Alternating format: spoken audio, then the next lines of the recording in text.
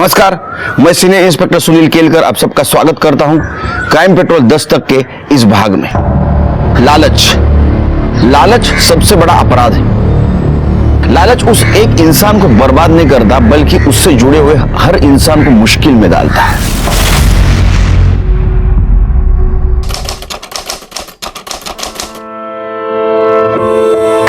अरे वाह,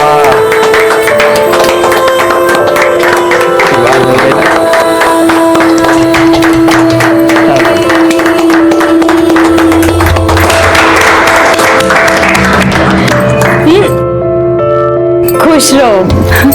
भाऊजी की पसंद तो बहुत ही अच्छी है, मुझे तो मेरी बहन मिल गई। अरे बाबा अभी सारी बातें यही करोगी?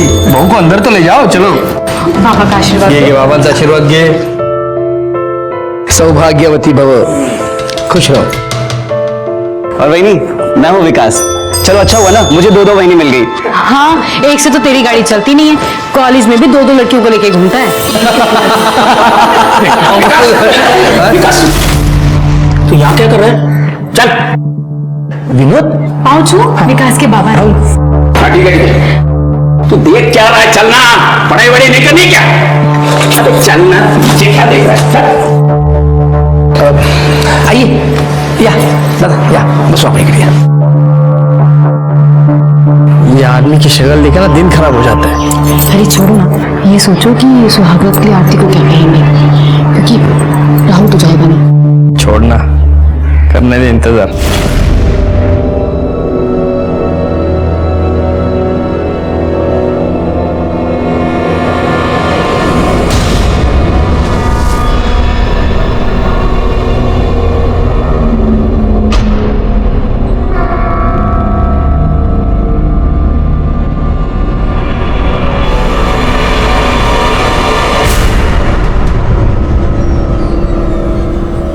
अरे नाही, रडायचं नाही करण, बाळ रोने का नाही। आजा आजा आजा आजा आजा आजा। अरे वाह वाह वाह, शाबाश शाबाश शाबाश लता। दूध कहाँ है इसका? बस 2 मिनट हो गया, अभी आए। आ रहा दूध आ रहा शाबाश। नाम करो। अरे ले मेरा बच्चा, लाइए दीजिए। ना ना ना बेटा, ना रोना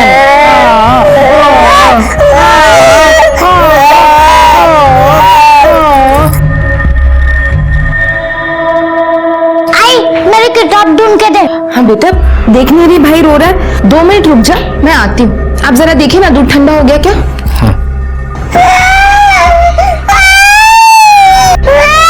आई, मुझे मेरी किताब दे, उसे बाद में देखो। बेटा वो भूखा होगा, बस दूध पिलाने दे, मैं देती हूँ। आई, दे ना मुझे किताब। ऐसे बच्चे को कोई मारता है क्या? स्नेहा बेटा, अरे रुक जा स्नेहा। हाँ भी ना, दिन ब दिन जिद्दी होते जा रही है वो। छोड़ो उसे, इससे दूध पिलाओ।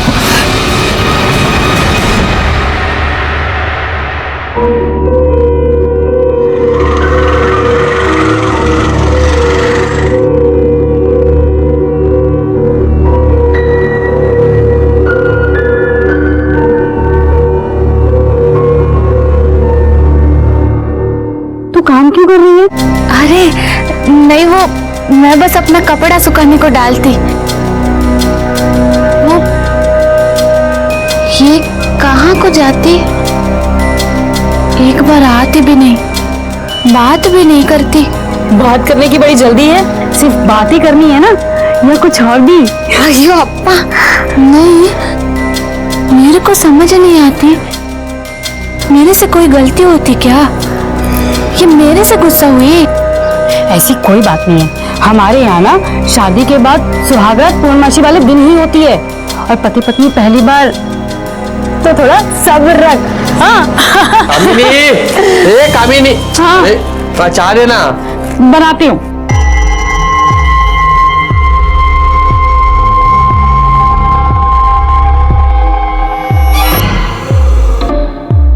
पूछ रही थी राहुल क्यों नहीं है? आज तो 12 तारीख है, अभी वक्त है ना। पर ये सब जो हम कर रहे हैं ठीक है ना? कोई लफड़ा तो नहीं हो जाएगा? तू चिंता मत कर, सब ठीक हो जाएगा, मैं हूं ना। चल चाय बना। आई, मुझे बेटा हम अस्पताल जा रहे हैं, तुझे नहीं ले जा सकते। आई मैं नहीं जाने दूंगी तुझे, मुझे भी आना है। हॉस्पिटल जा रहे हैं हम लोग, मेले में नहीं कि सब उठ के साथ चलते हैं। चल चल, हो गया तुम्हारा? हाँ चलो आई मैं तुम्हें नहीं जाने दूंगी, मुझे भी जाना है। बेटा हम जल्दी आ जाएंगे।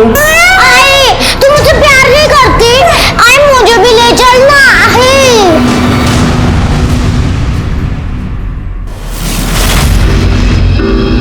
किसके सपने देख रही हो? देवर जी के? उसका पास तो सपने में भी आने को टाइम नहीं। इतना गुस्सा? अरे जितनी तड़प तुम्हें है उतना ही देवर जी भी तड़प रहे हैं। पर अब बस, आज पूर्णमासी है, तेरी सुहाग रात की रात है। नई साड़ी और दोबारा से दुल्हन की तरह तैयार हो जा। जल्दी तैयार हो।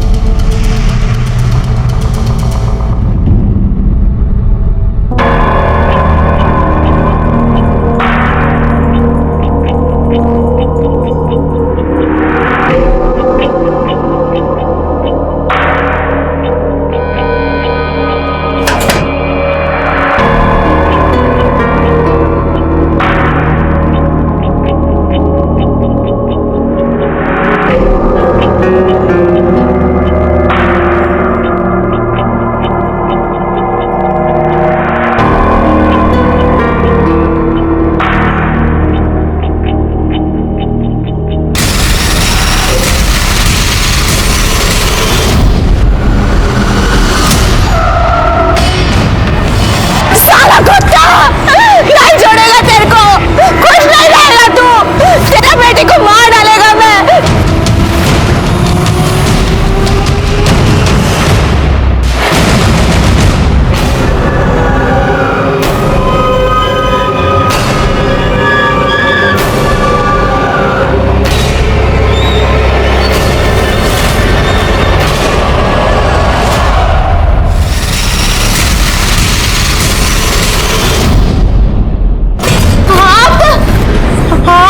क्या कर रहे हैं? मतलब तो बड़ी उतावली थी सुहागरात के लिए, अब नखरे कर रही है।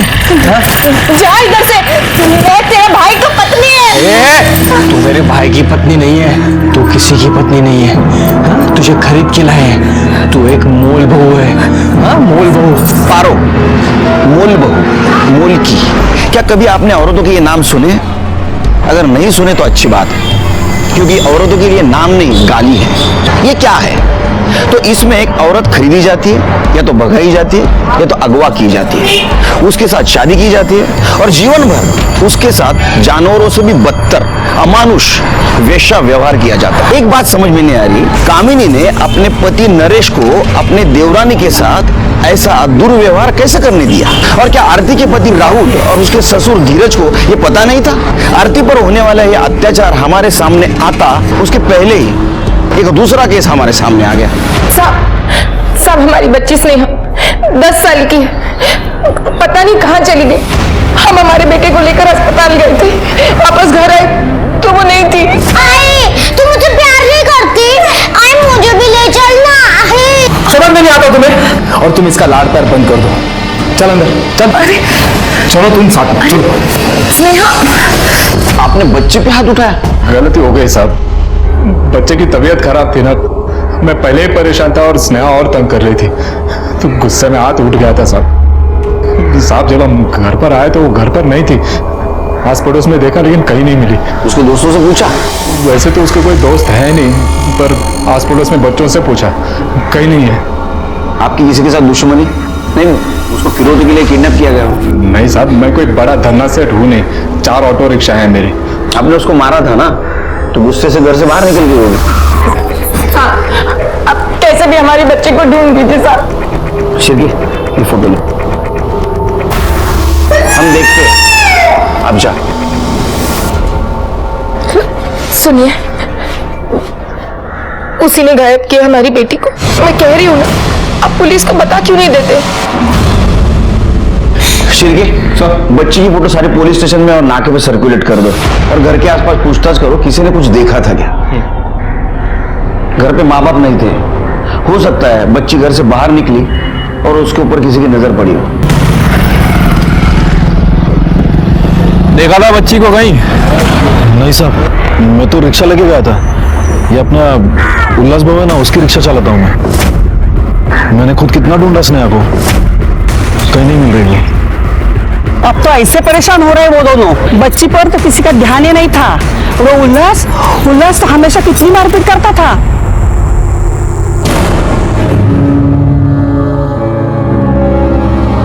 देख, ये रो धोकर भूख हड़ताल करके ना कुछ नहीं मिलने वाला। चुप करके खाना खा ले।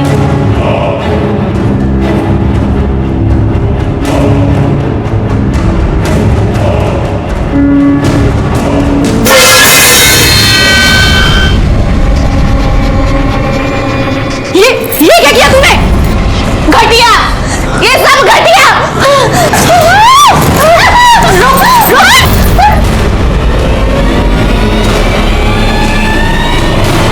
बाबा, राहुल, सुनते हो? एक मिनट। हेलो, क्या?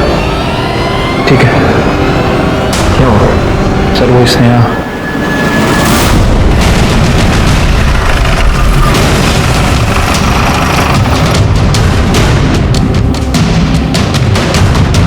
सर या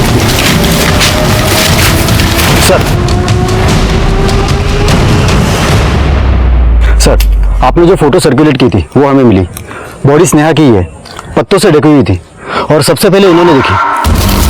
साहब मैं रास्ते से अपने गांव जा रहा था, तब मैंने इसे देखा। कुछ मिला आसपास? नहीं सर।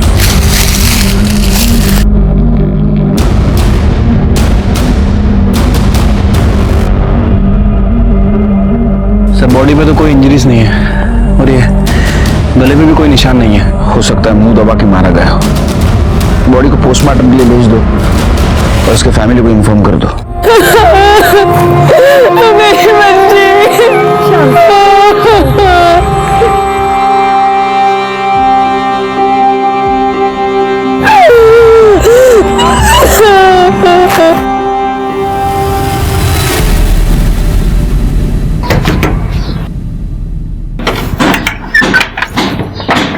क्या बहनी, छोटी बहनी आगे तो अपने देवर को बोल ली। ओहो, जैसे तेरे पास तो बड़ा टाइम है। चल जा अभी, वरना तेरे बाबा चिल्लाएंगे। अरे छोड़ो ना, उनकी तो आदत ही है। वैसे छोटी बहनी है कहाँ? इतने दिन हो गए दिखाई नहीं दे रही है। हमें भी नहीं दिखती होगी अपने कमरे में, कभी सिर दर्द कभी पेट दर्द, बस काम ना करने के बहाने हैं। तू जा अभी। अरे एक बार हेलो तो बोल लेने दो। मुझे बहुत काम है, तू जा अभी। बचाओ! बचाओ! बचाओ! इसका मुंह किसने खोला? अरे मरवाई की है, 1.5 महीना हो गया, कुछ नहीं हुआ। आफत और पाल रखी है हमने। तुम्हारे पति से कुछ नहीं होगा, अब मुझे कुछ करना पड़ेगा। चिल्लाती है,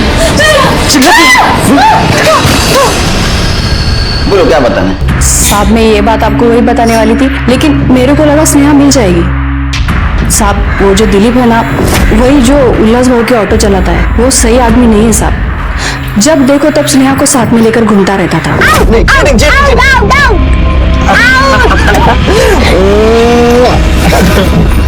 स्नेहा क्या कर रही है तू यहाँ? चल घर चल। काकी मैं तो खेल रही थी। चल घर चल। और तू दूर है ना इससे। मैं तो खेल रहा था उसके साथ। काकी मैं तो खेल। सुनो तो सही। लता देखो, आजकल समय ठीक नहीं चल रहा है। तुम दोनों ऐसे कैसे दिलीप के साथ इसे अकेला छोड़ देते हो? दिलीप अच्छा आदमी नहीं है।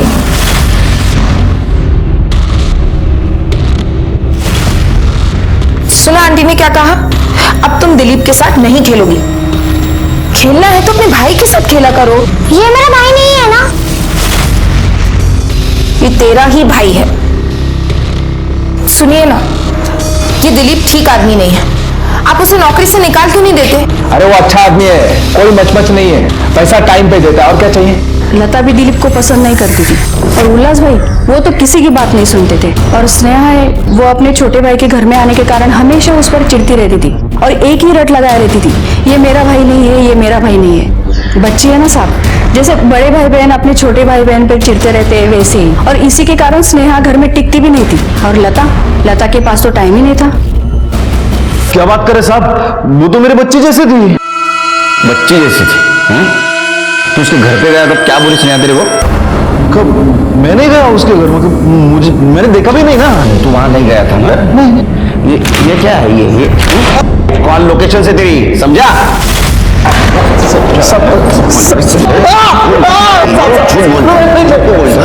सब डर गया था, बाकी कुछ नहीं। वो उल्लास बाबू की रिक्शा का भाड़ा देने गया था मैं। तेरा बाबा कहाँ है? घर पे नहीं है, और आई? वो बाबा के साथ घूमने गए। तू नहीं गई उनके साथ? क्या हुआ बोल ना, तू नहीं गई? नहीं, वो मुझसे प्यार ही नहीं करते, बस करण से ही करते हैं। ऐसी बात नहीं है बेटा, सब तुझसे प्यार करते हैं। बाद में मैं वहां से वापस आ गया। झूठ बोलता है तो। तेरी नजर बच्ची पे थी, बच्ची घर पे अकेले तूने देखा, उसमें जबरदस्ती करने की कोशिश की, वो मानी नहीं, तूने उसको मार दिया। नहीं साहब, मैंने कुछ नहीं किया है। सब बुरी नजर तो ना वो गणपत की थी। जब से करण पैदा हुआ ना, तो लता वहीनी का ध्यान सिर्फ करण पे ही था। स्नेहा को कोई देखता ही नहीं था। वो उसको रोकने टोकने वाला कोई नहीं था ना, तो उठ के वो दुकान पे जाती थी गणपत के, चॉकलेट देता था ना, तब वो उसके बदन पे से हाथ घुमाता था। साहब मैंने कितनी बार देखा है। मुझे पप्पी दे। बोल, और क्या चाहिए तुझे? सही आदमी नहीं है वो साहब। तेरे पे आ रहा है, तू गणपत का नाम ले रहा है? नहीं, सब सच बोल रहा हूँ मैं। अभी कहा तू सच बोल रहा है, तू सच बोलेगा। जब पुलिस के डंडे गिरेंगे, पूरा सूझेगा ना, उसके ऊपर नमक लगाऊंगा, तब तू सच बोलेगा। यार सोलून का लगा। नहीं साहब, निकाल ये स्नेहा की पीएम रिपोर्ट है। रिपोर्ट के मुताबिक बच्ची का ब्रेन हेमरेज हुआ है, इसकी वजह से उसकी मौत हो गई है। या तो उसे जोर से धक्का दिया गया या फिर थप्पड़ मारा गया। सर पोस्टमार्टम में मेंशन है कि बच्ची की बॉडी पे कहीं भी स्ट्रगल का निशान नहीं है और शायद रेप भी नहीं किया गया है। हो सकता है स्नेहा के साथ रेप करने की कोशिश की गई हो, वो नहीं मानी, उसको झापड़ मार दी। पहले इस गणपत को देखते हैं।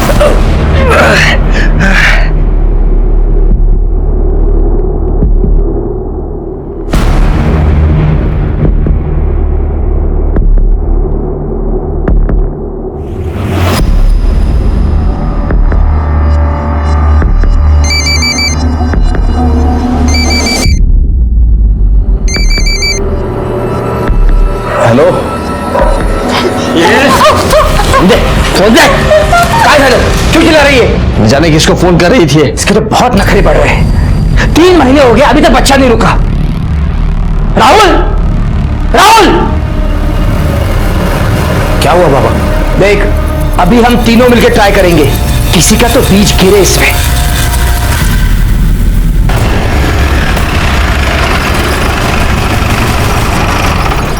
अरे गणपत, क्या मुर्गी का है क्या मुर्गे का अंडा है? क्या साहब, आप भी मजाक कर रहे हो? चल ये दे श्रीगे। और कुछ चाहिए श्रीगे? नहीं सर, हो गया। अच्छा, पैसा लेगा या पप्पी लेगा? मतलब? तो पैसा नहीं तो पप्पी लेता है ना। वो छोटी बच्चों को ऐसे घर पैदा उठा दे तू। मैंने कुछ नहीं किया साहब। उस स्नेहा के साथ ऐसा किया तूने? नहीं साहब। अरे उसको तो मार दिया तूने। नहीं सर, आयुष्मा सर, मैं कहने क्यों सर? साहब वो तो छोटी बच्ची थी साहब। अरे तो छोटी बच्ची थी इसलिए तेरे को आसान हो गया था ना। उसके माँ बाप घर से बाहर निकल गए, वो घर में अकेली थी, तो घुस गया, बलजबरी करने की कोशिश की, उसने ना बोला, उसको झपड़ से मार दिया, मर गए हो। सब मैंने नहीं मारा उसको सर। सब मैंने कुछ नहीं किया। आयुष्मा सर,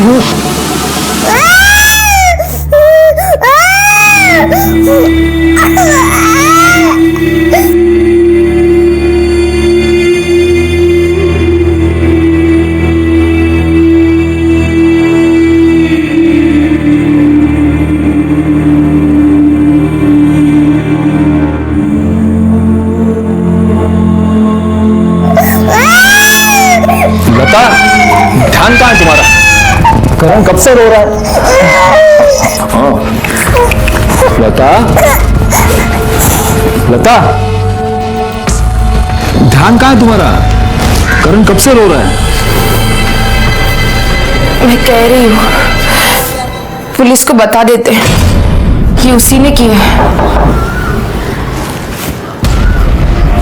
आई सब। दिलीप के कॉल लोकेशन के अकॉर्डिंग वो उस दिन दोपहर में यहां आया था। हमें उसके ऊपर शक है।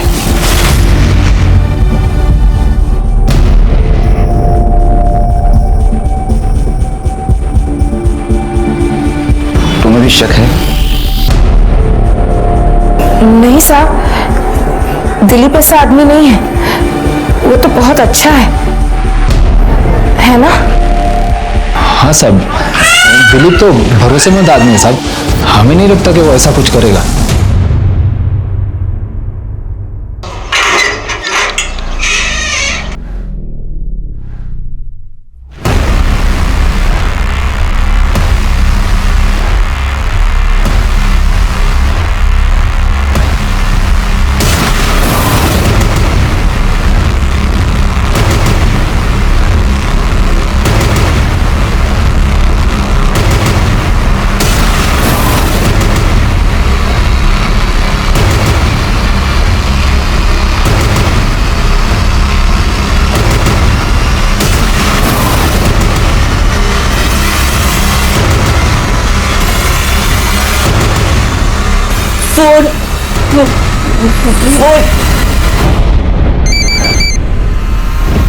हेलो हेलो हेलो बाबा। आरती, हमारा बच्चा कैसा है तू?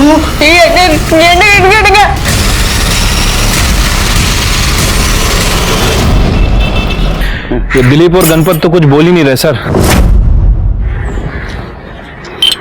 ठीक है, हो सकता है कुछ और खिचड़ी पकाई जा रही हो। देखो, लता की पड़ोसन शांति का क्या कहना है कि लता दिलीप को बिल्कुल पसंद नहीं करती थी, और जब हम भी दिलीप पर शक जता रहे थे तो लता उसकी साइड ले रही थी। दिलीप ऐसा आदमी नहीं है, वो तो बहुत अच्छा है। किसी की बच्ची मर जाए तो उसको तो हर किसी पे शक हो सकता है, फिर लता ऐसा क्यों बिहेव कर रही थी? दूसरी चीज, उनके पड़ोसियों का यह कहना है कि उल्लास स्नेहा से बहुत मारपीट करता था। हो सकता है कि उसने गुस्से में स्नेहा को जोर से झापड़ मारी, स्नेहा मर गई, और ये सब कुछ दिलीप को पता है, इसलिए वो दिलीप को बचाने की कोशिश कर रही है, ऐसा बिहेव कर रही है। सर, हमको आपसे बात करने का है। साहब, मेरा नाम सुंदर है। बेंगलुरु के पास एक छोटा सा गांव है, वहां हम रहता। सर, हमारा सिस्टर का बच्ची आरती यहां कहीं रहता, उसका फोन आया था, बहुत तकलीफ में था। वो हमको बोला कि वो लोग उसको बंद करके रखा। सर, बच्चा के वास्ते उसको खरीद कर लाया। उसका वो ससुर, उसका पति और वो पति का भाई बहुत गंदा काम करता है उसके साथ। बहुत तकलीफ में है हमारा बच्ची। सर, मैंने फोन किया था, लेकिन आप लोगों ने कुछ नहीं किया। नहीं, हमें कोई फोन नहीं आया। सर, किया तो मैंने फोन किया था। चलिए, सबको बुला कर।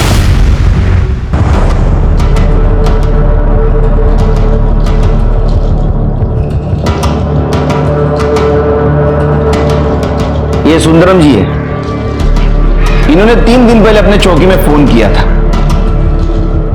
किसने रिसीव किया था? सर, मैंने रिसीव नहीं किया।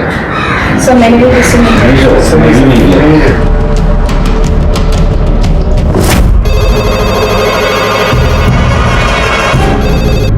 Hello hello hello, police station. हाँ ठीक है, हम देखते हैं। नहीं सर, मैंने भी रिसीव नहीं किया था। अगर किसी की रिपोर्ट अपने पास आती है तो उसकी छानबीन करना हमारा काम है। इसके बाद ऐसी गलती हुई ना तो कंट्रोल रूम में बिठा दूंगा सबको। जिंदगी भर फोन रिसीव करना पड़ेगा। क्या एड्रेस दिया था आपके भांजे ने?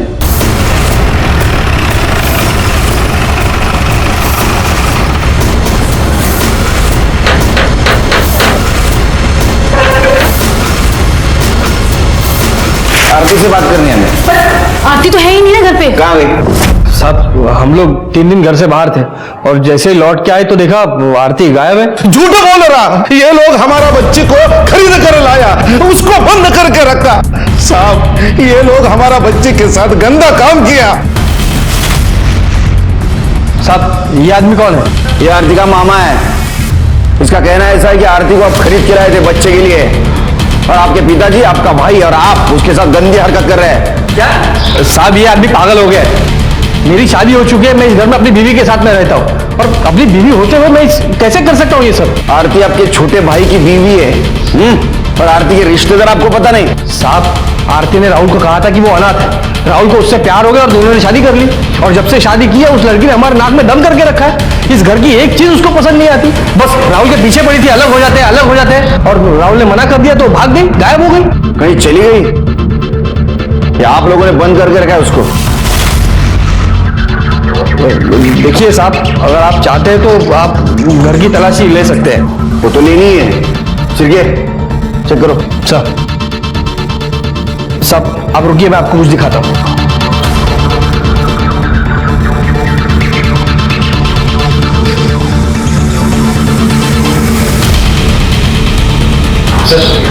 आरती तो नहीं है सर। ये देखिए सर, ये उनकी शादी की फोटो और ये मैरिज सर्टिफिकेट आरती और राहुल का। आरती गायब हो गई थी तो आपने मिसिंग कंप्लेंट क्यों नहीं की? मुंह पर कालक पोत के गई थी तो कैसे कंप्लेन करते सर? और हमें तो लगता है कि उसका चक्कर चल रहा था किसी के साथ में तो भाग गई। अरे क्या बोल रहे? आपके ऊपर नजर रहेगी हमारी। सिरके अच्छा पता करो आरती कहाँ जा सकती है। अरे फोटो सर्कुलेट कर दो। साहब ये सब झूठ बोल रहा है। ये सब लोग हमारा बच्चे के साथ कुछ तो गलत किया। किस नंबर से फोन आया था आपको? हाँ साहब ये।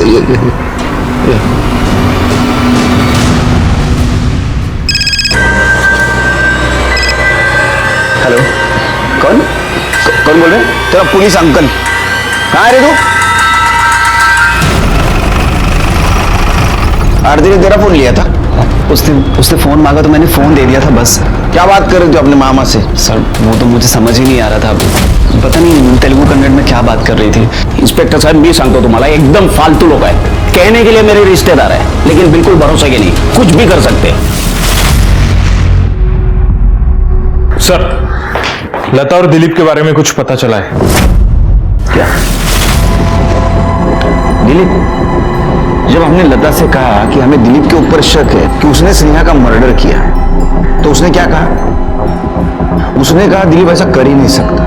ऐसा क्यों कहा? क्यों मतलब वो नहीं जानती है मेरे को, और स्नेहा को भी वो बहुत प्यार करता था ना साहब। स्नेहा को प्यार करता था या वही से प्यार करता है? क्या कह रहे हैं साहब? कुछ भी मतलब मैंने कह रहा हूं तुम्हारे कॉल डिटेल्स कह रहे हैं। कितनी बातें करता था तू लता से? कितनी बातें लता से करता था? हाँ साहब बात तो करता था लेकिन वैसा कुछ भी नहीं है, बस बात होती थी। ये तेरे बिल जिस होटल में मिला ना वो सब बिल। अब तो सच बताएगा या नहीं बताएगा? हाँ साहब बताता हूँ। हाँ लता अच्छी लगती है मेरे को और वो भी मुझे पसंद करती है। पहले सब कुछ ठीक था पर पता नहीं एकदम से उसको क्या हो गया।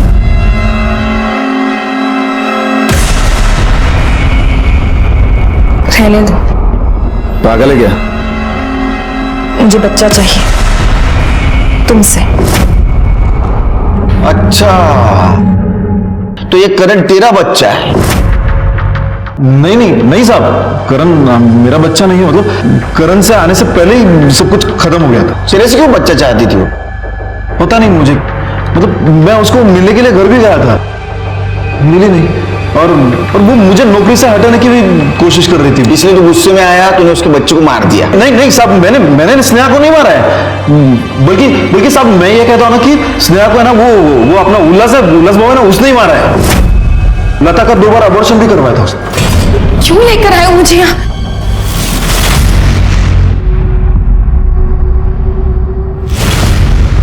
यूं जा सब जा। साहब मुझे यहाँ क्यों बुलाया है? बैठो। देखो हम तुम्हारे घर में भी तुम्हारी पूछताछ कर सकते थे लेकिन तुम्हारे पति के सामने बात करना हमें अच्छा नहीं लगा। देखो आधी कहानी उसने बता दी है, पूरी तुम करो। तुमने 2 बार एबॉर्शन करवाया था? 2 बार नहीं साहब, 3 बार। उल्लास लड़का चाहते थे, 2 बार लड़की होने वाली थी तो अबॉर्शन करवा दिया। बेटे के लिए मैंने दिलीप के साथ, लेकिन उससे भी लड़की मिली तो मुझे फिर अबॉर्शन करवाना पड़ा। लेकिन उसके बाद उल्लास से मुझे करण होने वाला था। मैं चाहती थी सब ठीक ठाक हो जाए मुझसे कोई गलती ना हो, इसलिए 9 महीनों के लिए मैं पुणे चली गई अपनी माँ के पास। मैं दिलीप से कोई रिश्ता नहीं रखना चाहती थी उसके बाद। साहब, आप ये सब बातें उल्लास को तो नहीं बताएंगे ना? मैं बेटी तो खो ही चुकी हूँ,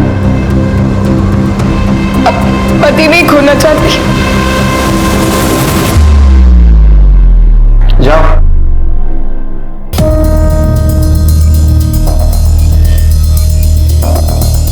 एक काम करो शिल्पी, जिस क्लिनिक में इसने एबॉर्शन करवाया था उस क्लिनिक का पता करो, अंदर कर दो उसको। ठीक है। शिल्पी, मुझे अभी भी लगता है ये झूठ बोल रही है। इसका कहना था कि ये 9 महीने उसके माँ के पास थी पूना में, लेकिन इसका फोन लोकेशन दिखा रहे हैं नासिक का। बच्ची भी बार बार कह रही थी कि वो मेरा भाई नहीं है। ये मेरा भाई नहीं है ना? और ये उल्लास भी बेटा चाहता था। कहीं ऐसा तो नहीं इन्होंने किसी और के बेटे को उठा लाया हो, खरीद लिया हो या किडनैप किया हो? लेकिन ये सब कुछ नासिक में पता चलेगा। नासिक में जाके पता करो वहां क्या हुआ था। ठीक है सर। हाँ साहब, कुछ महीने पहले यहाँ रहने आए थे पर कभी बाहर नहीं निकलते थे। एक दिन किसी औरत के साथ बहुत लड़ाई हुई उनकी। हाँ तो कोई ऐसा नहीं कर रही तो हम पर? तुझे तेरा पैसा मिला ना, जितना कहा था उतना, फिर क्यों नाटक कर रही है? अरे बोला। आपने उस औरत की शक्ल देखी थी? शक्ल तो नहीं देखी। और हाँ सर। आरती की कुछ खबर? नहीं सर, हमने उसके गांव में भी पूछताछ की लेकिन वो वहां पर भी नहीं गई। हाँ सर, उसकी फोटो हमने बस स्टैंड रेलवे स्टेशन पे सर्कुलेट कर दी है। ये आरती कहाँ गायब हो गया अचानक से? सर। हाँ बोलो, कुछ पता चला? सर, उल्लास और उसका परिवार नासिक में किसी लेडी के साथ रहता था और सर एक पड़ोसी ने बताया कि उन दोनों की आपस में लड़ाई भी होती। अरे तू कधी तरी आण ना भाज्या, नेहमी मीच आणायच्या का? अरे उतर कभी तुझे घर के नीचे, दूध है क्या? अरे नहीं बाबा, भूलूंगा नहीं, लेके आता हूं। हाँ, यहां भी काम करो वहां भी काम करो। हाँ, अभी मेरे भाभी का फोन था। घर की लंबी चौड़ी लिस्ट देती है काम की। कभी कभी तो लगता है यहाँ का कम और घर का ज्यादा काम करता हूँ। अरे लंबी चौड़ी लिस्ट, और मैं भूल जाता हूँ। तुम भी भूलते होगे ना? अरे भूलते हैं ना तुम लोग। उस दिन तुम्हारी पत्नी ने क्या कहा था कि जब वो प्रेग्नेंट थी उस वक्त 9 महीने तुम और तुम्हारी पत्नी उसके माँ के पास थे पूना में। 9 महीनों के लिए मैं पुणे चली गई अपनी माँ के पास। लेकिन तुम तो नासिक में थे, है ना? सब वो झूठ क्यों बोला? वो सब क्या कर रहे थे नासिक में? थे नासिक में साहब। वो औरत कौन थी तुम्हारे साथ? वो काम वाले थे साहब, उसने चोरी की थी। जिस थाली में खाती है उसे में छेद करती है। वो सब कुछ नहीं सुनना है, तू इस घर में नहीं रह सकती। चल चल। उसने चोरी की थी और कुछ बताना भूल गए तुम? नहीं साहब, सच बोल रहा हूँ। तो फिर उसका भी नाम, पता, फोन नंबर और फोटो दे उस लड़की के पास। हाँ, वो उमा नाम था उसका। अब लता प्रेग्नेंट थी तो मैंने सोचा लता को थोड़ी मदद हो जाएगी ना, इसके लिए उसको रखा था। लेकिन वो तो चोर निकली थी साहब। ठीक है, झूठ बोलना अच्छी बात नहीं। हाँ सर। जा। सच बोल रहा सर? ये तो नासिक में पता चलेगा। पता करो उमा कौन थी।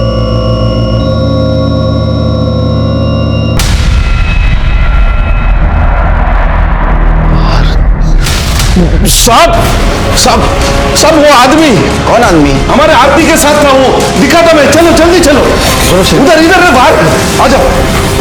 साहब मैं दिखा था, आओ साहब, आओ आओ। वो आदमी था, वो आदमी था ये। हाँ साहब, मैंने देखा था, ये मेरा बच्चा आरती के साथ था वहां।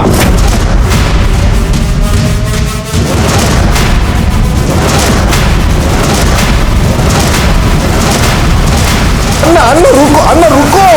ये आरती और उल्लास का क्या चक्कर हो सकता है? कुछ ना कुछ कॉमन कड़ी जरूर हो सकती है। सर, कॉमन कड़ी मिल गई है। आनंद, वो नरेश और उल्लास इन दोनों के टच में था। हाँ साहब, ये आनंद भाव को मैं जानता हूँ। भाऊ,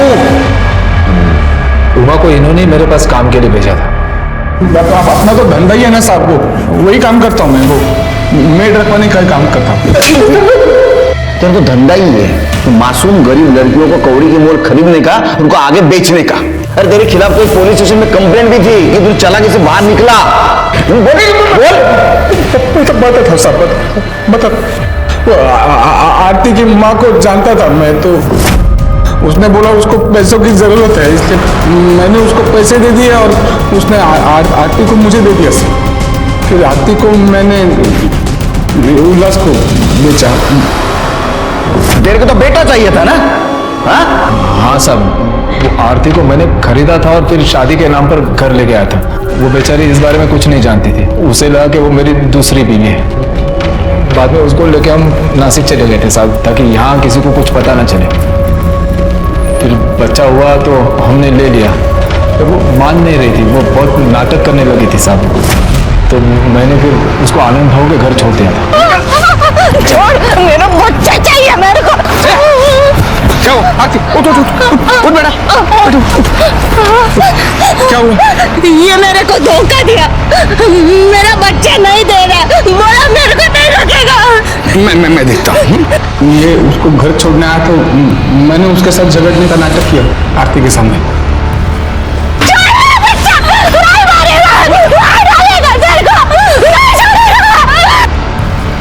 लेकिन फिर 3-4 महीने के बाद उसे थोड़ा सा समझाया और वो राहुल के साथ शादी कर दी उसके साथ। शादी करवाई थी या बच्चे के लिए फिर से बेचा था उसको? लूंगा दुकान ना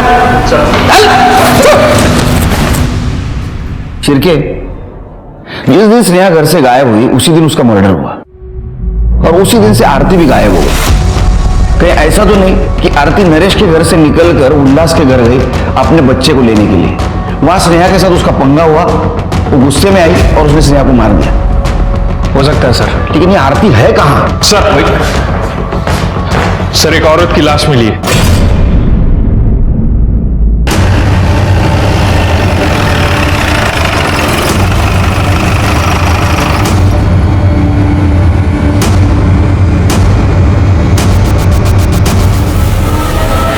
सर ये तो आरती है और बॉडी की हालत भी बहुत खराब लग रही है।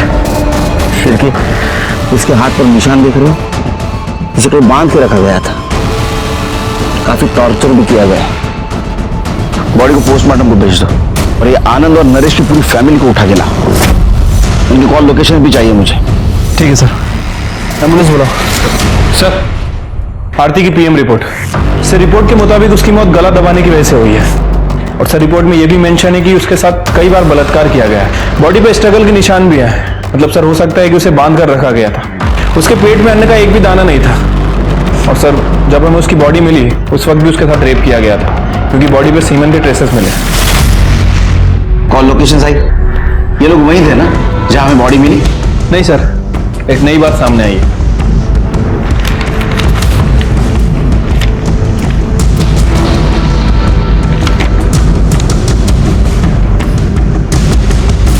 आरती को कहां बांध के रखा था तुमने? मैं सच कह रहा हूँ सर, हमने कुछ नहीं किया सर, हमें कुछ नहीं पता सर। साहब मैंने आरती का शादी करवाया और उसके बाद उससे मिला ही नहीं सर।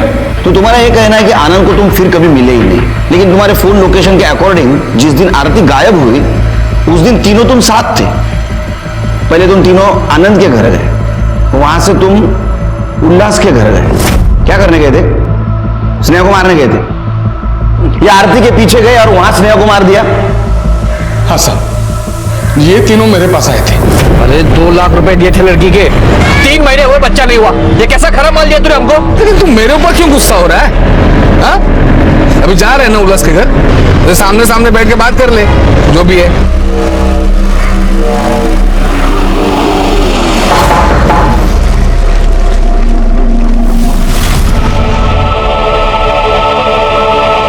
उल्लास किधर है? बाबा घर पे नहीं है। साहब उल्लास घर पे नहीं था तो हम सब वापस आ गए। हम लोग जब वापस घर आए तो देखा आरती गायब थी। हाँ, और मैं तो पड़ोस में गई थी, मुझे तो कुछ पता ही नहीं। उल्लास के घर कैसे गए? अपनी गाड़ी में। और आनंद के घर? ऑटो से। तुम्हारी गाड़ी को क्या हुआ था?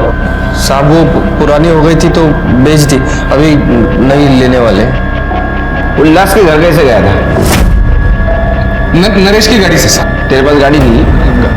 गाड़ी मतलब बाइक है ना सर। शिरके, इन सबके डीएनए आरती की बॉडी के ऊपर मिले हुए डीएनए से मैच करो।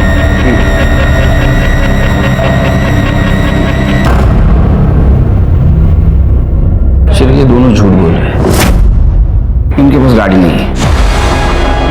लेकिन उन्होंने गाड़ी यूज की है। एक काम करो, इनकी कॉल डिटेल्स चेक करो और देखो किसी ट्रैवलर को फोन किया था। ठीक है सर। 10 अक्टूबर के दोपहर में तुम्हारी गाड़ी कहां थी? सब कुछ याद नहीं साहब। मैं याद दिलाऊं, 11 अक्टूबर को तूने 50,000 रुपए तेरे बैंक में डिपॉजिट किए थे। अब याद आया 10 अक्टूबर को गाड़ी कहां थी? सच बोल। जिस गाड़ी से तुम लोग गए थे उस गाड़ी वाले ने अपना मुंह खोल दिया है। तुम चारों शाने निकले, तुम चारों ने अपना अपना फोन बंद करके रखा था, लेकिन उस गाड़ी वाले को उतनी अकल नहीं थी। क्यों मारा स्नेहा को? क्यों मारा? सब मैसेज कह रहा हूँ साहब, हम उसे मारना नहीं चाहते थे साहब। बाबा बाहर है। बाहर है, अंदर छुप के बैठा है। चल बाहर है, चल अंदर चल।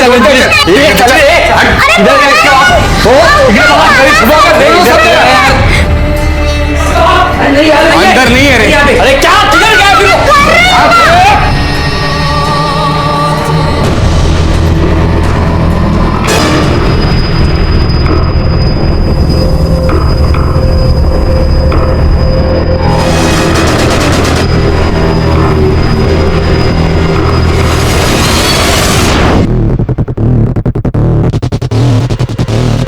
ये क्या यार तुम? ए लड़की, ये तो मर गई है यार तुम। आरती को तूने बांध के रखा था ना? हाँ साहब, हाँ। तो फिर जब हम तुम्हारे घर आए तो हमें कुछ क्यों नहीं मिला? साहब क्योंकि आपके पुलिस स्टेशन से वो राम कदम हवलदार ने हमको 3 दिन पहले ही फोन करके सब कुछ बता दिया था। नरेश भाऊ, तुम्हारे खिलाफ थाने में कंप्लेंट आया।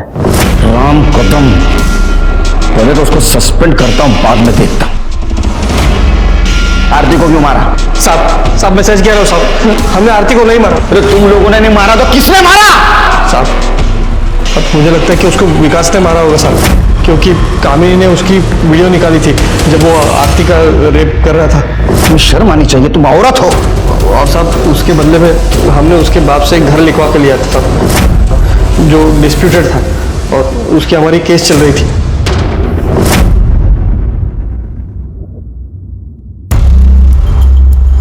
लेके जाओ इन सबको। साहब शिरके, हमने आरती को हर जगह ढूंढा, लेकिन उस डिस्प्यूटेड प्रॉपर्टी पे नहीं ढूंढा।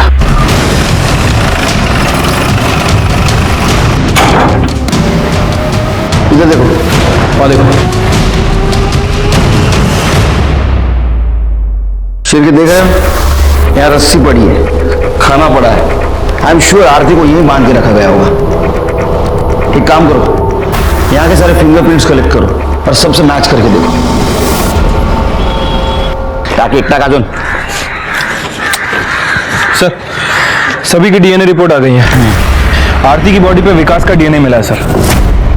इसका मतलब आरती को विकास ने बांध के रखा था। आरती के साथ रेप भी विकास ने किया और आरती को मारा भी विकास ने। हो सकता है सर। वैसे वहां एक और इंसान के फिंगरप्रिंट मिले हैं। किसके? मैंने मारा है आरती को। माझ्या या बिंडो पोरामुळे मला आरतीला मारावं लागलं। इसने उसके साथ रेप किया और उसके बदले नरेश ने मेरे पास से वो घर लिखवा लिया। लेकिन मुझे ये नहीं पता था कि इस गधे ने आरती को उसी घर में बांध कर रखा था। और उसके साथ इंस्पेक्टर साहब, मैं तो मेरा कुछ सामान लेने वहां गया था, तभी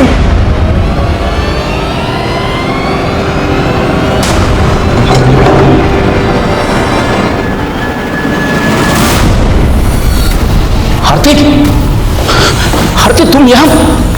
आरती संभल के, ये क्या? गंदा काम किया मेरे साथ बाबा। राहुल, नरेश, तेरा विकास मेरा बच्चा छीन लिया। क्या गलती मेरा? तुम्हें शर्म नहीं आई? अरे तुम वकील हो, वकील। तुम्हारा काम है लोगों को न्याय दिलाना। इस केस से जुड़े हुए हर इंसान को उसके किए की सजा मिली। मर्दों ने तो अपराध किया था, लेकिन कामिनी और लता, वो तो औरत थी। उनको तो औरत का दर्द मालूम था। क्या उन्हें दस्तक नहीं मिली थी कि बच्चे के लालच में वो बहुत बड़े अपराध का साथ दे रही है? लालच कोई भी हो, उसका अंजाम बुरा ही होता है। देखते हैं हमारे आज के एपिसोड की दूसरी कहानी। सर, आप जब ये लेटर पढ़ रहे होंगे तब मैं इस दुनिया में नहीं होंगी। उस दिन पूरा देश होली के रंगों के साथ जश्न मना रहा होगा, पर मैं जिंदगी के अंधेरों में खो चुकी होंगी। लेकिन मरने से पहले मैं डिक्लेयर करती हूँ कि मेरी मौत के जिम्मेदार रणजीत सिंह, मनोज कांत सिन्हा और चेतन कटारिया है। मेरी जिंदगी को न्याय नहीं मिला सर, पर मैं उम्मीद करती हूँ मेरी मौत को न्याय जरूर मिलेगा। नमस्कार, मैं senior inspector Abhimanyu Jindal, crime petrol Dastak में आप सभी का स्वागत करता हूं और साथ ही सोनी टीवी और क्राइम पेट्रोल की पूरी टीम की तरफ से आप सभी को होली की बहुत बहुत शुभकामनाएं, बहुत बहुत मुबारकबाद। आज जो केस मैं आप लोगों के सामने रखने जा रहा हूं, यह केस पिछले साल होली पर ही मेरे सामने आया था। एक तरफ जहां सब खुशियों से सराबोर होकर होली के रंगों से खेल रहे थे, वहीं दूसरी तरफ इस केस का एक काला दिन भी था। इस केस ने मेरे और मेरी टीम के अंदर एक अजीब सी खलबली मचा दी थी। यह केस उस लड़की से जुड़ा था जिसने एक खत लिखा था और उस खत में यह दावा किया गया था कि उसके साथ किसी ने गलत किया था, जिसकी वजह से वो सुसाइड करने वाली है। तब यह सवाल हमारी इन्वेस्टिगेशन में उठने वाला था और सवाल यह भी था कि अगर उस लड़की ने वाकई में सुसाइड किया था तो उसकी ऐसी क्या मजबूरी रही होगी जिसके चलते उसने एक कदम उठाया और वो खत लिखा।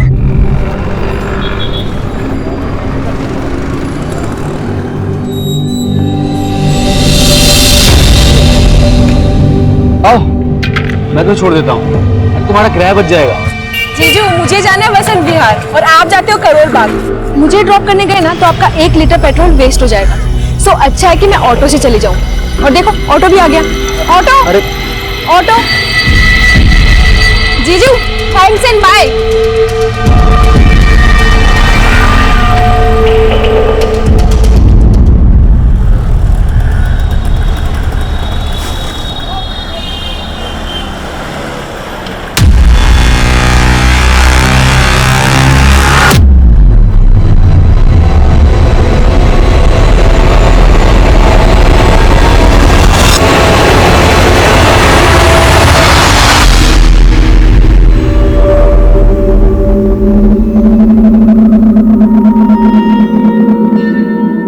So, Rashmi, what's going on in your life?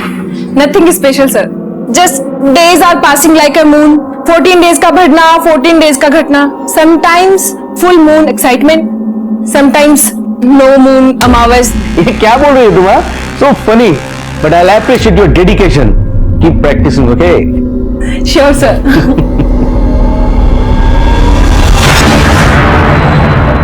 One second, sir. Yeah, sure.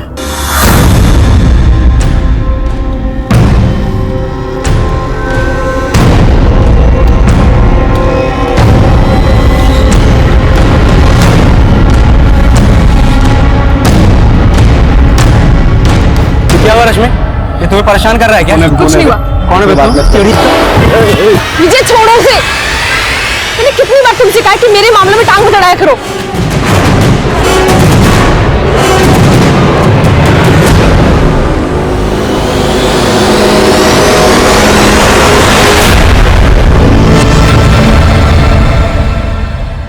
May I come in, sir? Yes, come in. Sir, आपको एक लेटर आया है।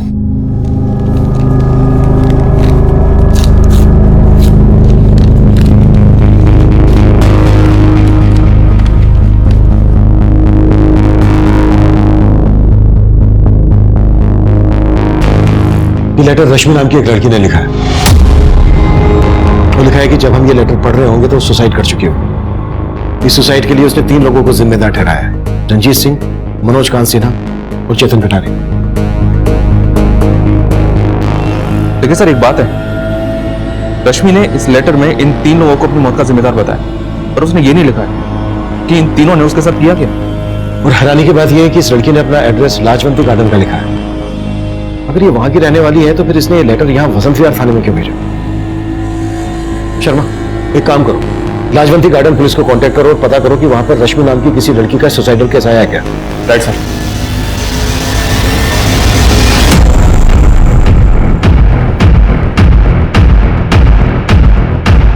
सुमन, तो ठीक तो है ना? ना मेरी बच्ची। सुमन बेटा, रश्मि का कुछ पता चला? अरे भाड़ में गई रश्मि। उसने इतना सब कुछ किया और तू सुमन का हालचाल पूछने के बजाय रश्मि रश्मि कर रही है। धननाथ जी, रश्मि की हरकत की वजह से हम बेहद शर्मिंदा है। माफी मांगते हैं आपसे। आप ऐसी बात कर रहे हैं आप? उसके लिए आप माफी क्यों मांग रहे हैं? उसने जो कुछ किया गलत किया, एकदम गलत किया। तो भगवान का शुक्र है कि सुमन को कुछ नहीं हुआ, वो सही सलामत है।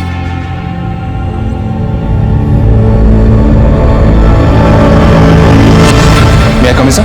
कम इन। सर, लाजवंती गार्डन पुलिस से बात हुई मेरी। उन्होंने बताया कि रश्मि के खिलाफ उनके थाने में अटेम्प्ट टू मर्डर का केस फाइल हुआ। ये रश्मि का फोटो भेजा उन्होंने। Attempt to murder? जी हाँ सर। अच्छा, रश्मि इसी एड्रेस पे रह रही थी जो इस लेटर में मेंशन है? जी हाँ सर, कंफर्म किया मैंने। रश्मि पे ये केस उसके जीजा माधव ने फाइल किया। रश्मि ने अपनी बड़ी बहन सुमन को जान से मारने की कोशिश की और अब ये 4 दिन से गायब है। बड़ा अजीब है। एक तरफ राजवंती गार्डन पुलिस रश्मि को फरार मान रही है और दूसरी तरफ रश्मि का सुसाइड लेटर। बात कुछ समझ में नहीं आ रही है। एक काम करो शर्मा, रश्मि के घर वालों से मिलो और इन 3 लोगों के बारे में भी पता करो जो इस लेटर में मेंशन है, मनोज, रंजीत और चेतन। Okay sir.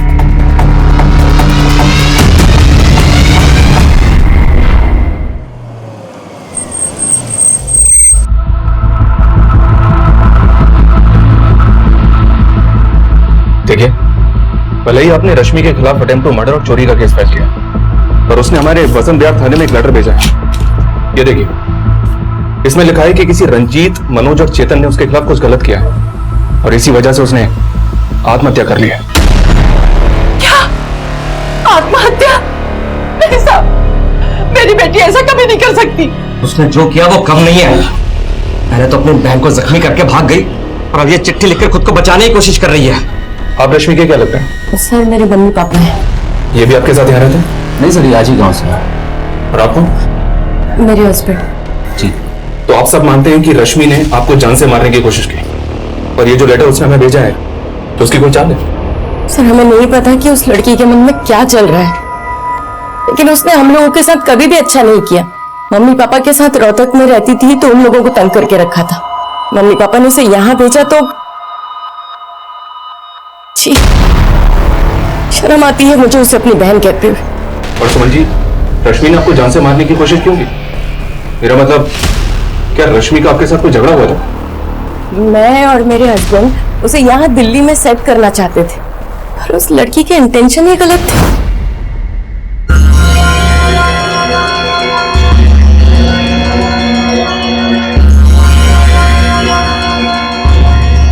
अरे क्या जीजू, आप भी टीवी के साथ सर क्यों खपा रहे हैं? चलिए ना, कुछ बातें करते हैं। रश्मि रिमोट दो। नहीं, ये तो रिमोट दो ना रश्मि।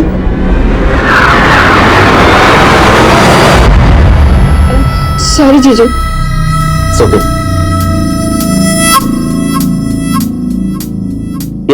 ये क्या कर रही हो तुम? अरे जीजू, आप भी बहुत शर्मीले हैं। मुझे पता है कि आप मुझे लाइक करते हैं, लेकिन घबराइए मत, दीदी भी घर पर नहीं है एंड आई वोंट माइंड।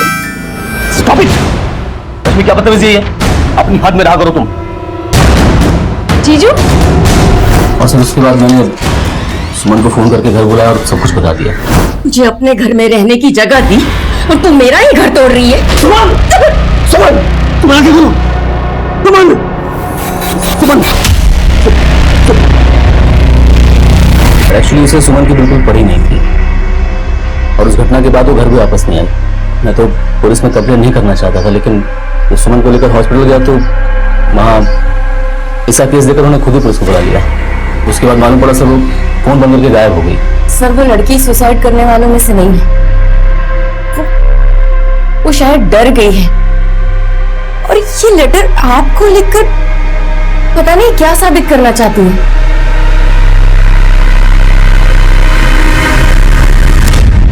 रश्मि के घर वाले अगर मान रहे हैं कि रश्मि ने सुसाइड नहीं किया बल्कि वो फरार है, तो फिर रश्मि कहां गायब हो सकती है? सर, लाजवंती गार्डन पुलिस को फिलहाल रश्मि से जुड़ा कोई क्लू तो नहीं मिला है, पर एक इंफॉर्मेशन मिली है। उनका कहना है कि रश्मि को आखिरी बार उसके सलून की को वर्कर निशा के साथ देखा गया। सलून? रश्मि सलून में काम करती थी? जी हाँ सर, और ये सलून यहाँ वसंत विहार में ही है, वो वहां भी कई दिनों से नहीं गई है। मैं कमिंग सर। सर, लाजवंती गार्डन पुलिस से एक नया अपडेट मिला है। नोएडा पुलिस ने उनसे अभी अभी कांटेक्ट किया था। दरअसल नोएडा पुलिस को 5 दिन पहले एक लड़की की लाश मिली थी। सर, लाश डिकम्पोज थी। पहले पुलिस को लाश के पास कुछ भी नहीं मिला था, लेकिन बाद में नोएडा पुलिस को वो तालाब के पास एक पर्स मिला था। उस पर्स में रश्मि की आईडी थी। इसका मतलब वो लाश रश्मि की हो सकती है। सर, हमने जब इस लड़की का पोस्टमार्टम करवाया तो हमें यह पता चला कि इसकी मौत तकरीबन 5 दिन पहले लंग्स में पानी भरने की वजह से हो गई थी। यानी कि 25 फरवरी को, और हमें वो लेटर भी 25 फरवरी को ही पोस्ट किया गया। पोस्टमार्टम रिपोर्ट से और कुछ पता चला? हाँ सर, बहुत ही ब्रूटल रेप है सर। लड़की के प्राइवेट पार्ट्स पे इंजरी के कई मार्क्स मिले, लेकिन लाश पानी में होने की वजह से बॉडी से हमें कोई डीएनए सैंपल नहीं मिला सर। उस लेटर में 3 लोगों का नाम मेंशन किया गया है, मनोज, रंजीत और चेतन। हो सकता है उन तीनों ने ही रश्मि का रेप किया हो, लेकिन रश्मि के घर वाले उस लेटर पर भरोसा नहीं कर रहे हैं। सर, ये चक्कर हमें भी समझ में नहीं आ रहा, क्योंकि उसके घर वालों में से कोई भी लाश की शिनाख्त करने नहीं आया। उनका यह कहना है कि रश्मि से उनका कोई लेना देना नहीं है। What? एक बात और गौर करने वाली है। रश्मि रहती थी लाजवंती गार्डन में, उसका ऑफिस था वसंत विहार में, और उसकी लाश मिली नोएडा में, जबकि उसने लेटर पोस्ट किया वसंत विहार थाने में। इसका मतलब यह है कि रश्मि ने यह तो डिसाइड कर लिया था कि उसे सुसाइड करना है, लेकिन रश्मि सुसाइड करने यहाँ नोएडा क्यों आएगी? रश्मि का वो खत, रश्मि के साथ हुई दरिंदगी और उसकी संदिग्ध मौत के कई राज छुपाए हुए थे। मीडिया ने भी इस केस को काफी सनसनीखेज बना दिया था, क्योंकि रश्मि का रेप हुआ था, और रेप जैसी दुखद घटनाएं हमारे देश और समाज में हमेशा एक संजीदा मुद्दा रहा है।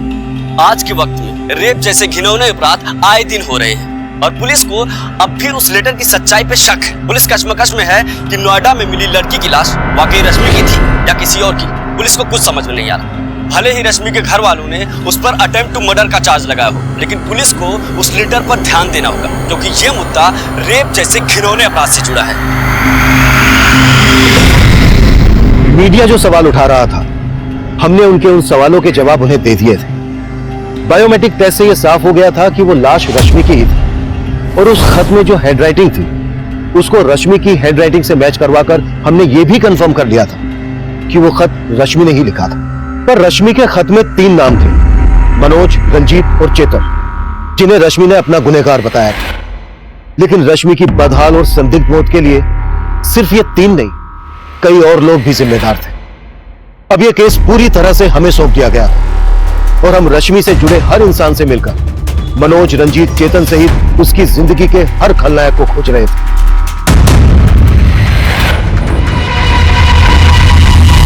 हमें पता चला है घर से भागने के बाद रश्मि तुम्हारे घर पर आई थी। हाँ सर, रश्मि मेरे घर आई थी। वो घर से भागी नहीं थी सर, उसकी दीदी ने उसको घर से बाहर निकाल दिया था।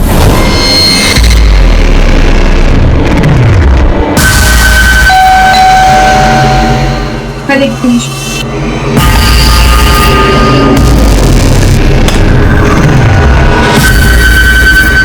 निशा, क्या हुआ?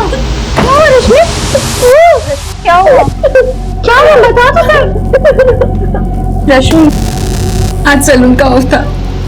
दीदी घर पे नहीं थी तो जीजू जानबूझकर घर जल्दी आ गए, और उन्होंने मेरे साथ।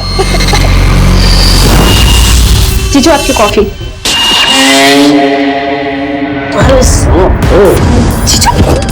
जीजू क्या कर रहे हैं आप? हटिए जीजू, अपने हाथ में रहे, समझे? सर, उसका जीजा बहुत बुरा है, और वो तो उसके घर में रहना भी नहीं चाहती थी। तो बस चाहती थी कि उसको एक अच्छी सी जॉब मिल जाए और वो कहीं और शिफ्ट हो जाए। तुम हमसे कुछ छुपा तो नहीं रही हो? सर, मैं आपसे क्यों कुछ छुपाऊंगी सर? आप चाहो तो सुकन्या से पूछ लो, वो भी हमारे साथ ही थी सर। ये सुकन्या कौन है? सर, मेरी फ्रेंड है। उस दिन हम दोनों रश्मि के साथ ही थे, लेकिन उसके जीजा का बार बार ही फोन आ रहा था। जीजू, आप चाहे किसी भी नंबर से फोन करो, मुझे आपसे बात नहीं करनी है। Sorry sir. Yes sir. Thank you sir. किसका फोन था रश्मि? जिसका मुझे कई हफ्तों से इंतजार था। निशा, मुझे जॉब इंटरव्यू का कॉल आया। क्या बात कर रही है? सर, उसके बाद रश्मि जॉब इंटरव्यू के लिए चली गई थी। मैंने उसको रात को फोन करने की भी कोशिश की, लेकिन उसका फोन बंद आ रहा था। फिर बाद में मुझे मालूम चला कि उसके जीजा ने उसके अगेंस्ट FIR फाइल की थी। सर मुझे तो लगता है उसकी जीजा ने जानबूझकर उसे फंसाया होगा। रश्मि इंटरव्यू देने कहाँ गई थी? सर वो तो मुझे नहीं पता, लेकिन उसने पैड पे एड्रेस लिखा था। हमें रश्मि का जो लेटर मिला है उसमें उसने 3 लोगों को मेंशन किया है, मनोज, रंजीत और चेतन। जानती हो उन्हें? नहीं सर, मैंने रश्मि के मुंह से इन तीनों का नाम कभी नहीं सुना। लेकिन हाँ सर, एक बात है, एक लड़का अक्सर सैलून पे आके रश्मि को परेशान करता था। कौन लड़का?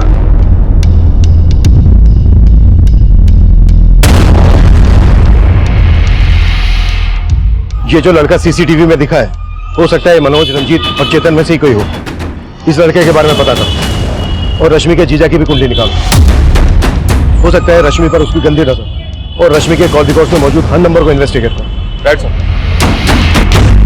रश्मि रेप और मर्डर केस में पुलिस इन तीनों लोगों को ढूंढ रही है जिनका नाम लेटर में लिखा था, जो रश्मि ने सुसाइड से पहले पुलिस को भेजा था। लेकिन पुलिस अब भी उन तीनों लोगों का नाम मीडिया में डिस्क्लोज करने से मना कर रही है। सुमन, हो सकता है तुम्हें कोई गलतफहमी हो रही है। रश्मि इतनी बुरी नहीं है जितना कि तुम लोग उसे बना रहे हो। मम्मी क्या कहना चाहती हैं? माधव बुरे हैं? अरे अपने आंखों पर से रश्मि के नाम की पट्टी हटाइए। वो ऐसी ही थी, तभी उसके साथ रेप हुआ है। अगर सही समय पर उसे संभाल लिया होता ना तो ये नहीं होता।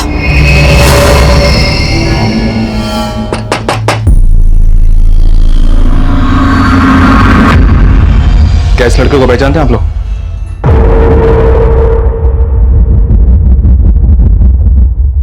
ये तो आदित्य है। आदित्य कौन? साहब ये रोहतक में रहता था। 1 साल पहले जब रश्मि हमारे साथ रहती थी तो ये उसके साथ भागने वाली थी।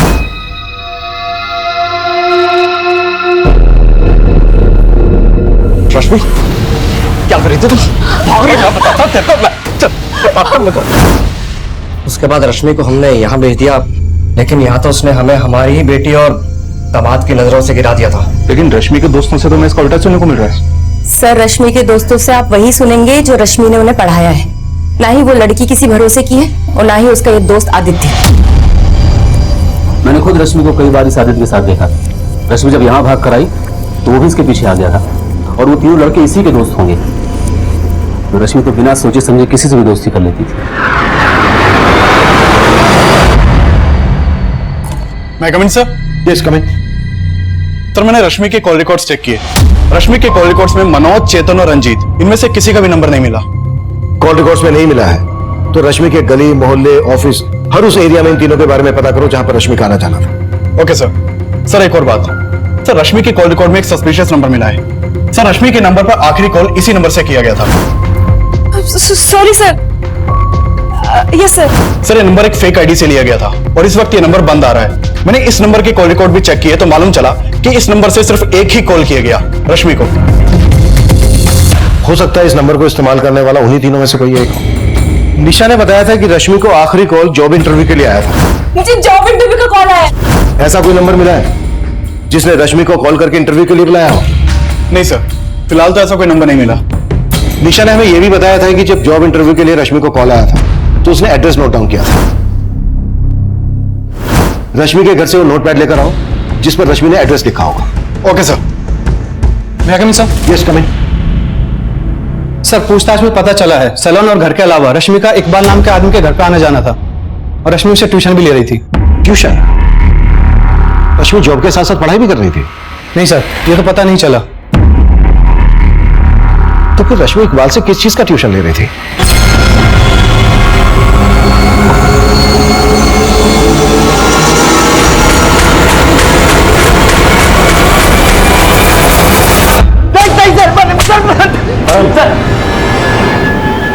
चलो जा सर मैं किसी चेतन, मनोज, रंजीत को नहीं जानता हूं सर।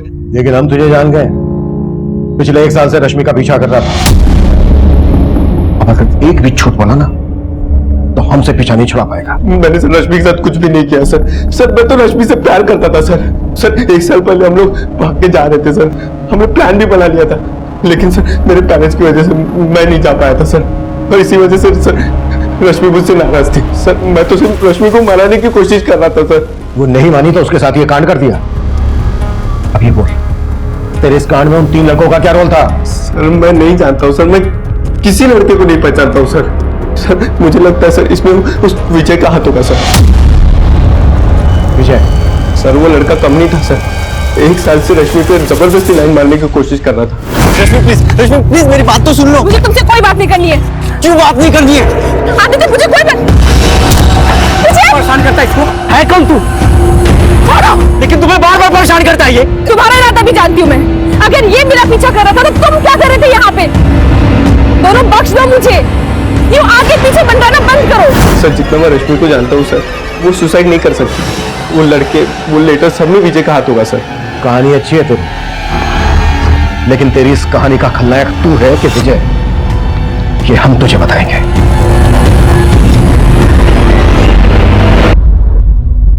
थैंक्स निशा, तुमने वो सब बातें पुलिस को नहीं बताई, वरना उनको गलतफहमी हो जाती। गलतफहमी तो तुम्हें थी कि रश्मि तुम्हारी हो जाएगी। पता नहीं तुम सच कह रहे हो या एनीवेज मैं हूँ तो तुम्हें टेंशन लेने की कोई जरूरत नहीं। I am always with you.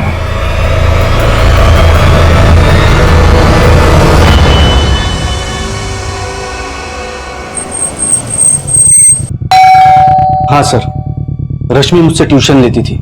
किस चीज की ट्यूशन? वो मुझसे इंग्लिश सीख रही थी। एक्चुअली उस सलून में मेरा आना जाना रहता था। एक दिन उसने अचानक मुझे पूछा कि क्या आप मुझे इंग्लिश पढ़ाएंगे? So we are meeting tomorrow, right? Yeah, same place. Yeah, okay, bye, take care, bye. Sir आप कितनी अच्छी इंग्लिश बोलते हैं, मुझे भी ना अच्छे से इंग्लिश बोलना सीखना है। आप मुझे सिखाएंगे? Course, why not? Okay sir, thank you. उसने मेरी हेल्प मांगी तो मैं मना नहीं कर पाया, और उसके बाद वो मेरे घर आकर इंग्लिश पढ़ती थी।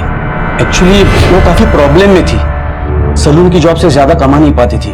वो चाहती थी कि उसकी इंग्लिश सुधर जाए ताकि कोई अच्छी जॉब उसे मिल सके। कहाँ जॉब ढूंढ रही थी? वो तो आइडिया नहीं है सर। पर मानना पड़ेगा, इंग्लिश काफी अच्छी सिखाई थी आपने उसे। दरअसल रश्मि ने हमें जो लेटर भेजा है ना, वो लेटर भी इंग्लिश में भेजा था। ये देखिए, इस लेटर में उसने 3 लड़कों के नाम लिखे, रंजीत, मनोज और चेतन, जिन्हें वो अपनी मौत का जिम्मेदार मानती है। क्या रश्मि ने कभी आपसे इन 3 लड़कों के बारे में कुछ जिक्र किया था? नहीं सर, इनके बारे में तो कुछ नहीं बताया, पर आई डाउट कि ये लेटर रश्मि ने लिखा है। आई मीन रश्मि इंग्लिश सीख जरूर रही थी, लेकिन उसकी इंग्लिश इतनी भी अच्छी नहीं थी जितनी कि इस लेटर में लिखी हुई है। तो इकबाल ये बोल रहा है कि रश्मि की इंग्लिश इतनी अच्छी नहीं थी जितनी अच्छी इंग्लिश लेटर में लिखी गई है। पर हमने तो लेटर की हैंडराइटिंग रश्मि की हैंडराइटिंग से मैच करवाई है। हो सकता है सर इकबाल हमसे झूठ बोल रहा हूं। पर इकबाल किस मकसद से झूठ बोलेगा? चलो एक बार को हम मान लेते हैं कि इकबाल जो बोल रहा है वो बिल्कुल सही है, रश्मि की इंग्लिश इतनी अच्छी नहीं थी।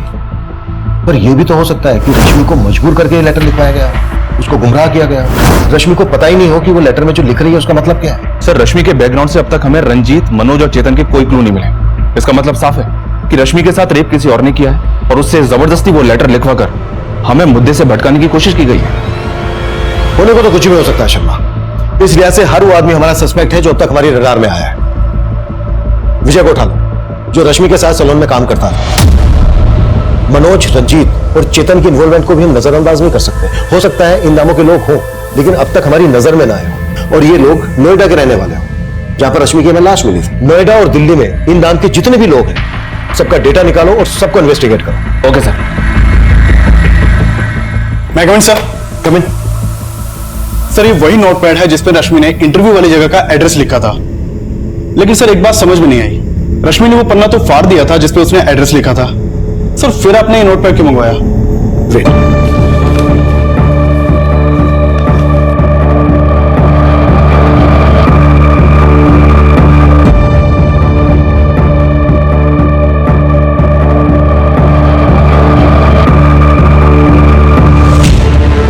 प्रशांत टावर, वसंत कुंज, सी ब्लॉक। अब समझ में आया नोटपैड मैंने क्यों मंगवाया था? जी सर।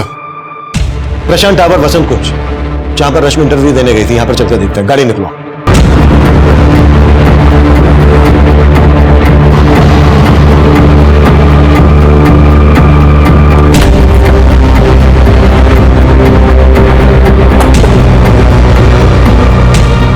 सर ये प्रशांत टावर तो अंडर कंस्ट्रक्शन साइट है, यहाँ कोई इंटरव्यू के लिए कैसे आ सकता है? पर किसी को यहाँ रेप और मर्डर करने के लिए तो लाया जा सकता है।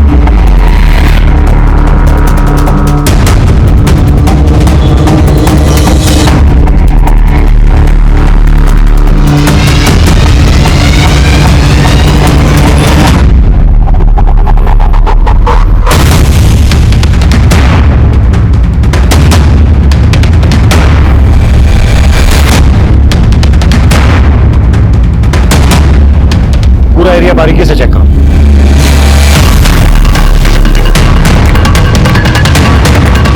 Sir button. यहाँ जरूर कोई कांड हुआ है। अभिषेक सर, फोरेंसिक टीम बुलाओ तुरंत और पता करो ये जगह किसकी है और यहाँ किन किन लोगों का आना जाना है। सर। हाँ सर, मैं मानता हूँ कि मैं रश्मि को पसंद करता था, लेकिन ऐसा मैंने कुछ भी नहीं किया है। हम भी मानते हैं कि सबसे पहले तूने हमें आदित्य के बारे में बताया था, लेकिन तूने ये नहीं बताया था कि सिर्फ आदित्य का और रश्मि का ही नहीं, बल्कि तेरा और आदित्य का भी झगड़ा था। नहीं सर, आदित्य से मेरा कोई झगड़ा नहीं था। मैं उस लड़के से सिर्फ रश्मि को प्रोटेक्ट करने की कोशिश करता था। लेकिन अब तुझे हमसे कोई प्रोटेक्ट नहीं कर पाएगा। देख विजय, बोल दे, रश्मि ने वो सुसाइड लेटर क्यों लिखा था और लेटर में लिखे रंजीत, मनोज और चेतन के साथ तेरा क्या कनेक्शन है? चल बोल।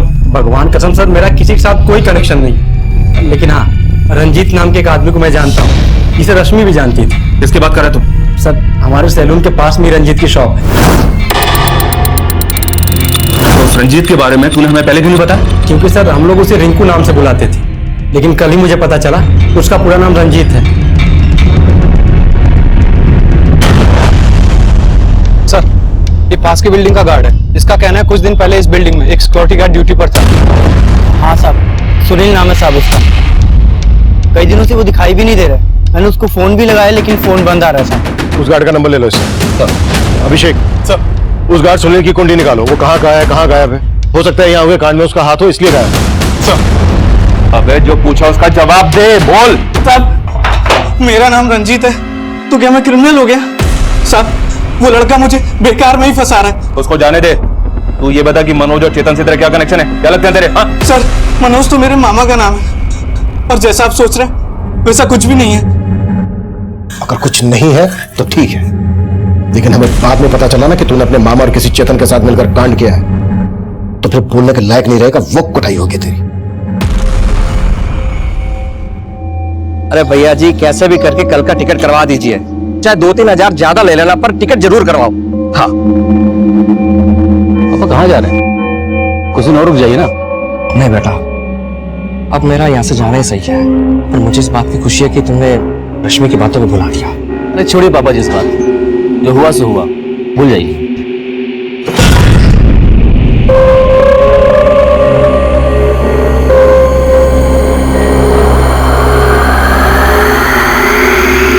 अरे क्या है? हा?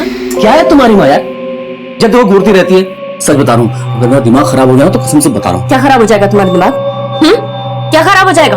अरे शुक्र करो कि तुम्हारी वजह से मैंने अपनी बहन को बदनाम किया, और अगर अब तुमने मुझे धोखा दिया ना तो छोड़ूंगी नहीं मैं तुम्हें, याद रखना।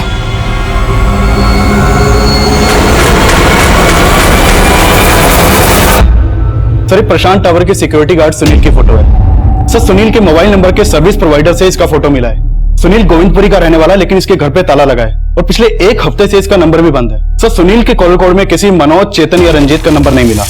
ये बिना किसी वजह के तो गायब होगा नहीं। इस सुनील का लुकआउट नोटिस जारी करो और इसका पूरा बैकग्राउंड खंगालो।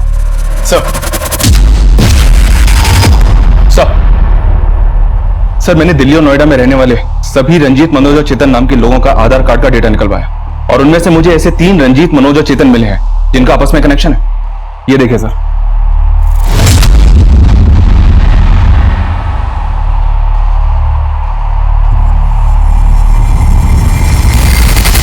सर, ये तीनों हिस्ट्री शीटर है। इन तीनों ने मिलकर रंजीत की बहन के लवर मुकेश का मर्डर किया था, लेकिन सबूत की कमी की वजह से कोर्ट ने इन तीनों को सिर्फ 4 साल की सजा सुनाई थी। 1 साल पहले तक ये तीनों तिहाड़ जेल में थे। पता चला है कि वहां से निकलने के बाद इन तीनों ने अपना खुद का एक गैंग बना लिया।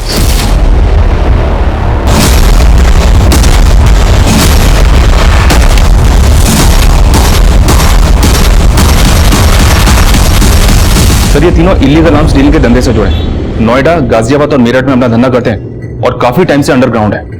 और रश्मि की लाश मिली थी हमें नोएडा में। हो सकता है इन तीनों की रश्मि पर गंदी नजर रही हो और इन तीनों ने ही रश्मि का रेप किया हो। अपने खबरियों को अलर्ट करो, इन तीनों की एक-एक डिटेल निकालो। ये तीनों मुझे जल्द से जल्द अंदर चाहिए। Okay sir. भैया कभी सर? सर, अभी रश्मि की माँ का फोन आया था। उसने रश्मि के जीजा से जुड़ी कई बातें बताई। हमने उसकी कॉल डिटेल्स चेक की, उसमें 2 से 3 प्रोस्टिट्यूट के नंबर्स भी मिले हैं। अरे साहब, मैंने किया क्या था? मुझे मार कर रहा था। आखिर मैंने किया क्या साहब? सब बता था। इस बात का अंदाजा मैं पहले से ही था। कि रश्मि के ऊपर तेरी बुरी नजर होगी। तेरी बीवी और ससुर ने तेरे पक्ष में बोला, लेकिन रश्मि की माँ ने हमें सब कुछ बता दिया, सब कुछ। अरे सर, वो अपनी बेटी की प्यार में पागल है सर, उसे नहीं पता रश्मि कैसी थी। तेरा कैरेक्टर भी पता चल गया हमें। बीवी के होते हुए प्रोस्टिट्यूट के पास जाता है, तेरे कॉल रिकॉर्ड से पता किया हमने। अगर तूने और झूठ बोला ना तो उल्टा लटका के मारूंगा तुझे। सर मैं मानता हूँ कि रश्मि मुझे पसंद थी और उस दिन मैंने ही रश्मि के साथ। जीजू आपकी कॉफी।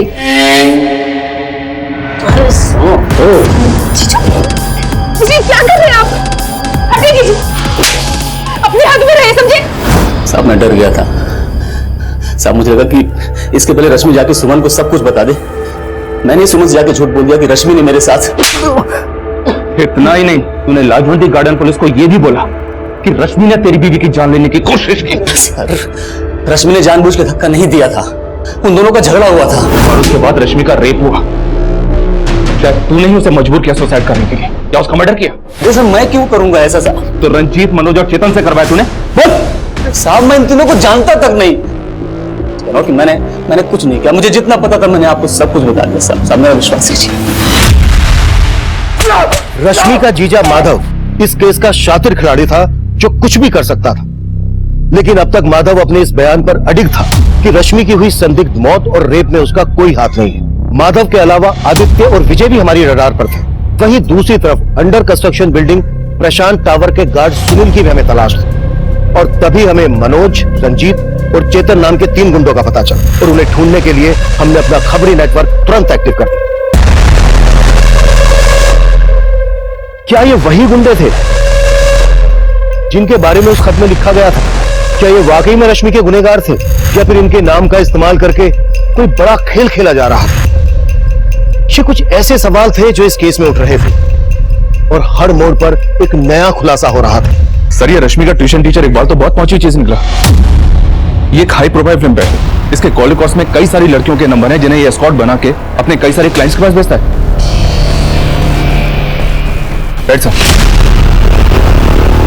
सर आपको जरूर कोई गलत फहमी हुई, ये सब काम मैं नहीं करता हूँ। तू जो करता है ना बेटा, उसके पक्के सबूत जुटा लिए हमने। जो लड़कियां तू तेरे क्लाइंट्स के पास भेजता है ना एस्कॉर्ट बना के, उनके बयान भी लिए हमने। अब बोल, रश्मि को भी इसी धंधे में डाल रखा था ना तूने? नहीं सर, मैंने रश्मि को इस धंधे में नहीं डाला है, लेकिन ये बात सच है कि रश्मि को एस्कॉर्ट बनाने के लिए मैं उसे इंग्लिश की ट्रेनिंग दे रहा था। वो काफी एम्बिशियस थी और दिखने में भी अच्छी थी, तो जब उसने मुझसे इंग्लिश सिखाने के लिए कहा तो मैंने सोचा कि मैं उसे आसानी से ट्रैप कर सकता हूँ, लेकिन सर मैंने रश्मि के साथ कुछ नहीं किया है सर। तूने कहा था कि वो लेटर भी रश्मि ने नहीं लिखा था, लेकिन उस लेटर पे जो हैंडराइटिंग है ना, वो रश्मि के हैंडराइटिंग से मैच करता है। कहीं ऐसा तो नहीं कि इंग्लिश सिखाने के बहाने तूने ही रश्मि से वो लेटर लिखवाया और बाद में उसको? नहीं सर, मैं अभी भी यही कहूंगा कि इतनी अच्छी इंग्लिश में रश्मि लेटर नहीं लिख सकती है, और ना ही मैंने उससे वो लेटर लिखवाया और ना ही मैंने रश्मि के साथ कुछ किया है सर। सब मेरी बात तो सुनिए। ये इकबाल एस्कॉर्ट सप्लाई का काम करता है। इसका मनोज, रंजीत और चेतन से पक्का कनेक्शन हो और आई एम श्योर रश्मि को जॉब इंटरव्यू का झांसा देकर इसी ने बुलाया हो, जहां पर मनोज, रंजीत और चेतन ने रश्मि का रेप किया है। इतनी आसानी से नहीं बोलेगा, तबीयत से कुटाई करो इसकी। Okay sir. हाँ अभिषेक। तो प्रशांत टावर के गार्ड सुनील का एक गांव वाला खानपुर में रह सकता है, हो सकता है सुनील वहां मिल जाए। उठा लाओ।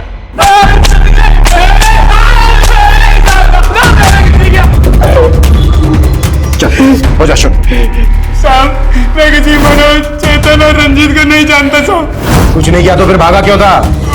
न्यूज पढ़ा था, इसका रेप हुआ और 4 दिन पहले वो हमारी बिल्डिंग में आई थी, तो साहब मैं डर गया इसलिए भाग गया था साहब। तू भागा इसलिए था क्योंकि उसके रेप में तू भी इन्वॉल्व है? साहब मैंने कुछ नहीं किया साहब, वो लड़का है, वो उसने कुछ किया हुआ साहब। उसको कौन लड़का?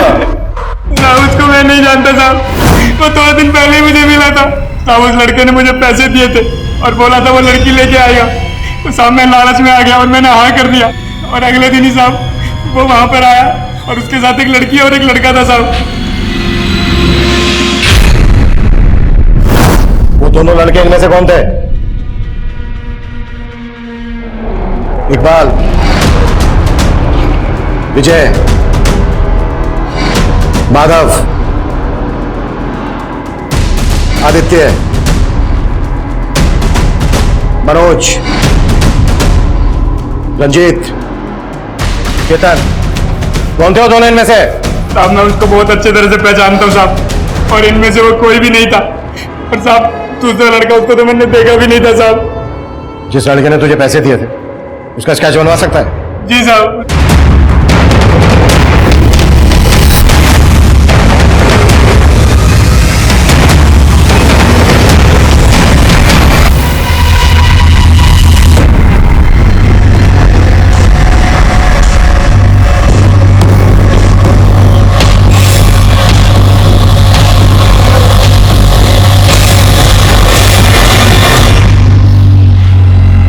इस केस में एक के बाद एक नया चेहरा सामने आ रहा है। समझ में नहीं आ रहा है कि रश्मि इस आदमी के साथ प्रशांत टावर में गई क्यों।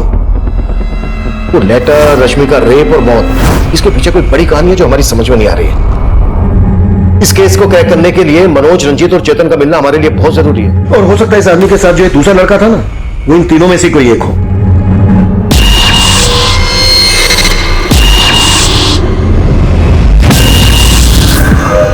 बोल भाई, अभी क्या करने का है? एक काम करते हैं, दोनों अंडरग्राउंड हो जाता है और जब तक मामला शांत नहीं हो जाता कोई भी बाहर नहीं आएगा। सर, खबरियों से रंजीत, मनोज और चेतन के ठिकाने के बारे में एक इन्फॉर्मेशन मिली है। फील्डिंग लगा दो शर्मा, तीनों बचने नहीं चाहिए। ठीक है सर।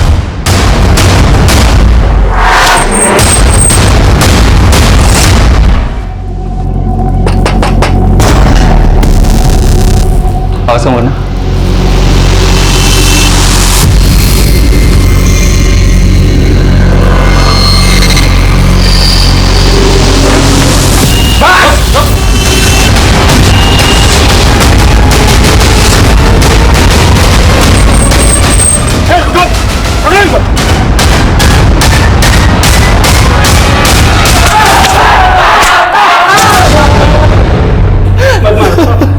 साहब हम मान रहे 2 नंबर के काम करते हैं, लेकिन हमने किसी रश्मि को नहीं मारा।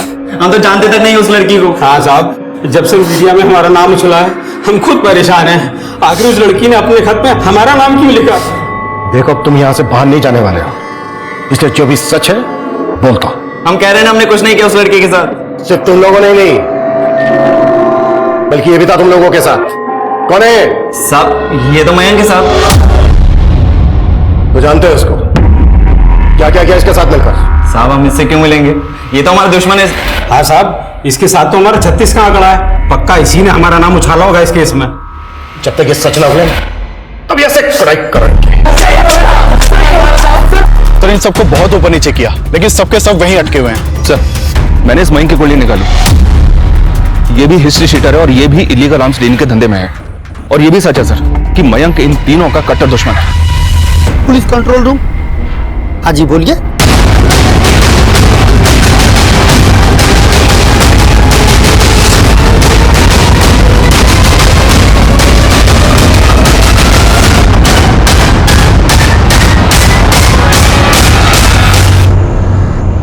आसपास देखो, कुछ मिलता है क्या? ये वाकई में बहुत बड़ा गेम है। उस गार्ड सुनील ने हमें बताया था कि रश्मि और मयंक के साथ कोई दूसरा लड़का भी था। हो सकता है ये सब उस दूसरे लड़के ने किया, मनोज, रंजीत और चेतन को फंसाने के लिए। पर वो दूसरा लड़का कौन हो सकता है सर? इकबाल, विजय, माधव और आदित्य हमारे सस्पेक्ट हैं। हो सकता है वो इन्हीं में से कोई हो, या फिर मनोज, रंजीत और चेतन ने हमें यहां भेजकर कोई चाल चली है।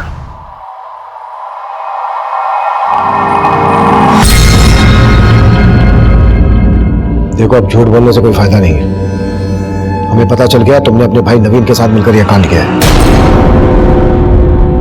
लेके आओ।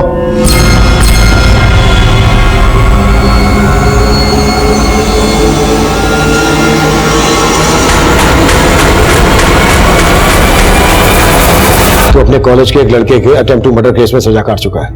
हमें जहां मयंक की लाश मिली वहां तेरा फोन एक्टिव था। अब तू ये बोल, तूने ये क्यों और किस मकसद से किया? बोले। वो जब मैं जेल में अपनी सजा काट रहा था तो उसी वक्त रंजीत, मनोज और चेतन भी अपनी सजा काट रहे थे। अबे घबराता क्यों है? हम तो तेरे अपने हैं राजा। सर मैंने कई बार जेल में उनकी शिकायत भी की, लेकिन वो तीनों किसी से नहीं डरते थे। उन्होंने मेरा वहां पे जीना नर्क से भी बदतर कर दिया था। मेरे रिहा होने से 6 महीने पहले ही वो लोग रिहा हो गए थे। उसके बाद भी उनकी ज्यादतियां मुझे सोने नहीं देती थी। मैं उनसे बदला लेना चाहता था, लेकिन कैसे, ये मेरी समझ में नहीं आ रहा था। और जब मुझे पता चला कि मयंक नाम के क्रिमिनल के साथ उनका 36 का आंकड़ा है, तो मैं मयंक से मिला। तो उन भूतनी वालों ने तेरा रेपा तू भी बदला लेना चाहता है ना उनसे, तो हाथ क्यों नहीं मिला लेता मेरे से? हाथ मिला के क्या करेगा? क्या उखाड़ लेगा तू उनका? एक प्लान है मेरे पास सर। मैं उनको रेप केस में अंदर करवाना चाहता था, ताकि वो लोग भी वही टॉर्चर सहन करें जो उन्होंने मेरे साथ किया था। सर, रश्मि निशा की दोस्त थी। मैं जब भी रश्मि को मिलती निशा के साथ, तो वो उसको अपने प्रॉब्लम शेयर किया करती थी। वो अपनी जीजा और एक्स बॉयफ्रेंड से तंग आ चुकी थी, और वो एक नई जॉब के लिए भी डेस्परेट थी, ताकि वो अपनी बड़ी बहन और जीजा का घर छोड़कर जा सके और अलग रह सके। और इसी चीज का सर हमने फायदा उठाया। मैंने सुकन्या से उसका नंबर लिया और उसे कॉल की, और सर मैंने उससे कहा कि मैं एक रियल एस्टेट कंपनी में मैनेजर हूँ और हमें एक एग्जीक्यूटिव की तलाश है जो हमारे क्लाइंट्स को फ्लैट्स वगैरह दिखा सके। सर फिर इंटरव्यू के बाद डेमो के बहाने हम उसे प्रशांत टावर ले गए। सर कंस्ट्रक्शन 6 महीने में कंप्लीट हो जाएगा और फिर उसके बाद आपको पोजीशन मिल जाएगा। वाह, गुड रश्मि। लेकिन तुमने तो कहा था कि तुम्हें इंग्लिश में बात करनी नहीं आती। सर सच बताऊं तो मुझे इंग्लिश अच्छे से नहीं आती है, लेकिन अभी मैं सीख रही हूँ। इंग्लिश में लिख तो सकती हो ना? जी सर। रश्मि ये लेटर लिखो, और उसे मिसगाइड करके उससे वो लेटर लिखवाया। उसके बाद सर हमने इसलिए वहां पे उसको डंप किया था क्योंकि मुझे पता था रंजीत, मनोज और चेतन उसी एरिया में धंधा करते हैं। और फिर सुकन्या ने वो लेटर पोस्ट कर दिया। प्रशांत टावर में हमें शराब की कुछ खाली बोतलें और कंडोम्स के पैकेट मिले। वो वहां कैसे पहुंचे? वो मुझे नहीं पता सर, क्योंकि जब हम वहां पहुंचे तो वो चीजें वहां पर पहले से ही थी। मयंक ने तो सब में तेरा साथ दिया था ना। मयंक को क्यों मारा? सर क्योंकि आप लोग उसके पीछे पड़ गए थे, और मुझे डर था कि अगर वो पकड़ा जाता तो फिर हम दोनों भी फंस जाते, इसलिए मैंने मयंक को मार दिया सर।